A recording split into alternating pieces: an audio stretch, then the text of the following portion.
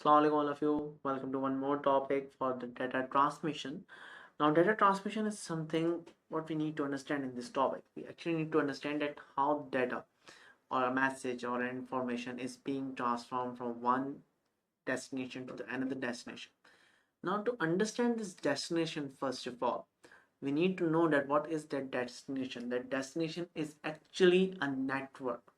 Now, what is a network? So if you can see with the definition of a network, that if I'm going to combine two or more than two devices particularly together, like for an example, right now, me and you are connected together for a particular task that we are understanding the topic for data transmission, or we are understanding the topic for the computer sciences. So right now we are making up a network over here. How are we making our network? Because we are combined together, we are gathered together for a particular task, for a common task. If multiple devices, minimum two and maximum can be any number of the devices, if they are connected together for a common or for a particular task, that is known as a data transmission. Oh, sorry, that is known as a network. I'm sorry, I beg your pardon. Now, coming towards the types of the network. So we do have three different types of the network. That is a LAN, a MAN, and a WAN. WAN may be also termed as an internet, or it may be termed as the GAN as well. Now, coming towards the local area network. Now, just consider to understand these facts. Now, just consider right at the moment.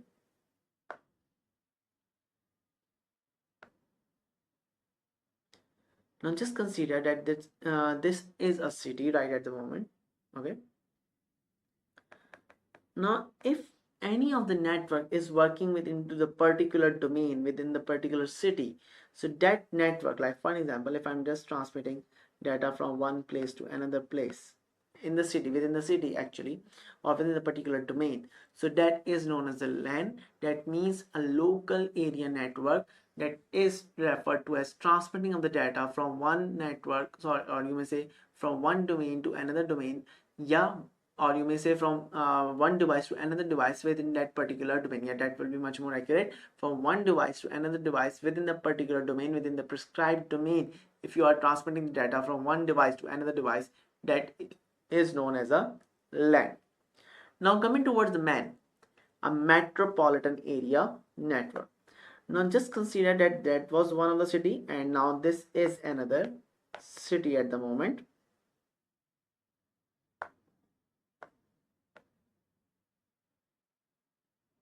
Okay, city 1, and now this is city 2. City 1 and city 2.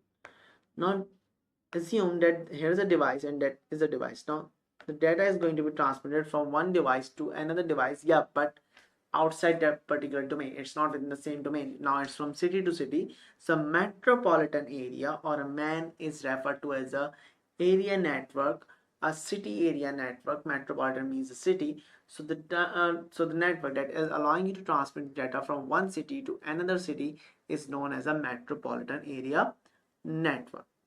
Coming towards the last and the most important, a wide area network, a global area network, or an internet that allows you to transmit the data from one country to another country. That means it is connecting you throughout the world. Now you can send the data to anyone around the world in the particular format.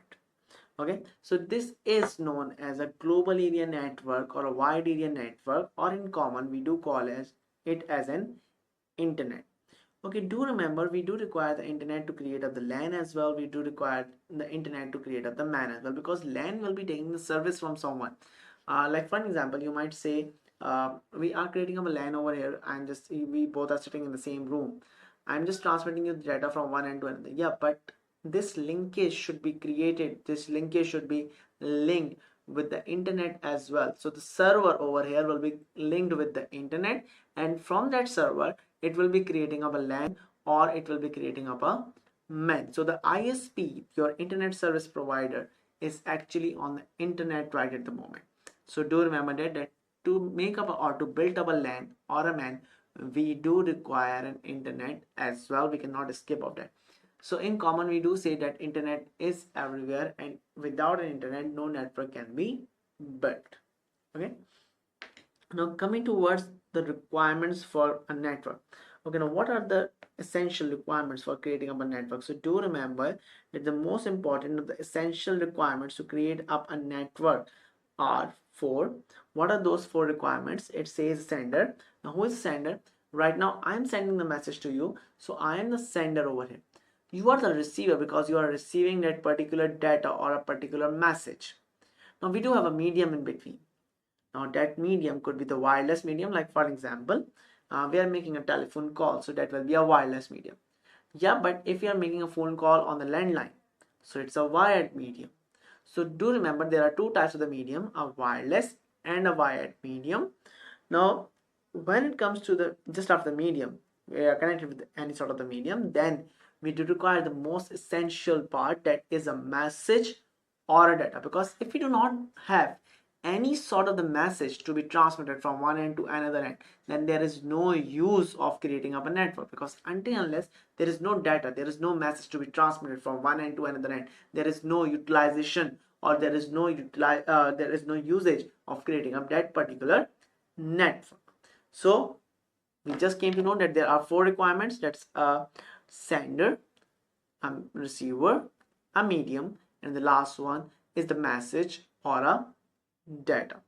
Now coming towards the types of the medium, so we just discussed that there are two different types of the mediums, a wired medium and a wireless medium.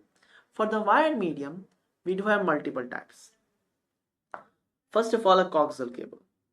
Now, a coaxial cable is utilized mainly in Pakistan nowadays. Now, we also have moved towards the fiber optics, but commonly we do say that for television cables, we are utilizing the coaxial cables. Okay, now how are the coaxial cables look like? So, we do have a copper wire inside it. Just above that copper wire, we do have a white color insulating material. Above that insulating material, what do we have? We do have a aluminum foil insulating material.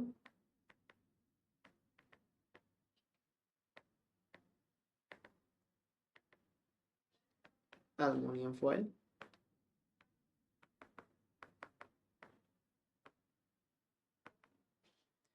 and copper wire,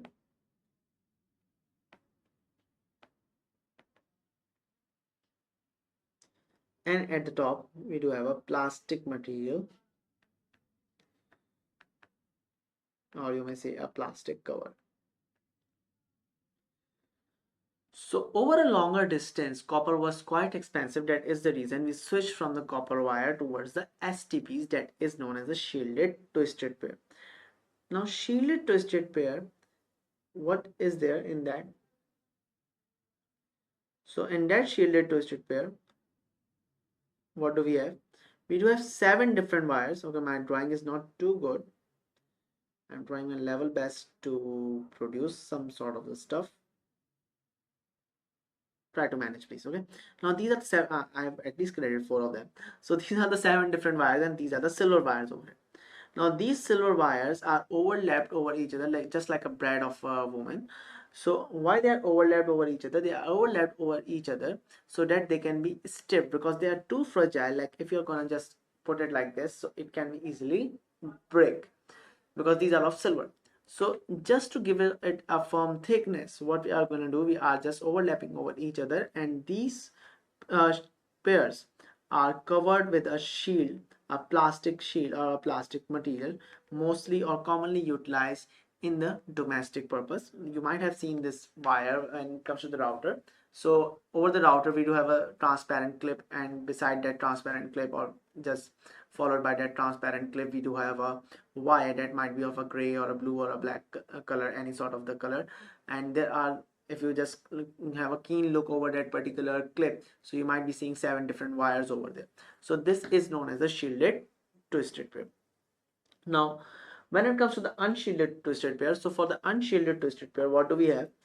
We are just removing this shield to have a cost cutting, because unshielded twisted pair is utilized in the commercial purpose, and in the commercial purpose your client is much more mature, that he or she is not going to or going to take care of the stuff and not going to destroy that quite easily. Okay, so that is the reason we are utilizing the unshielded distributor.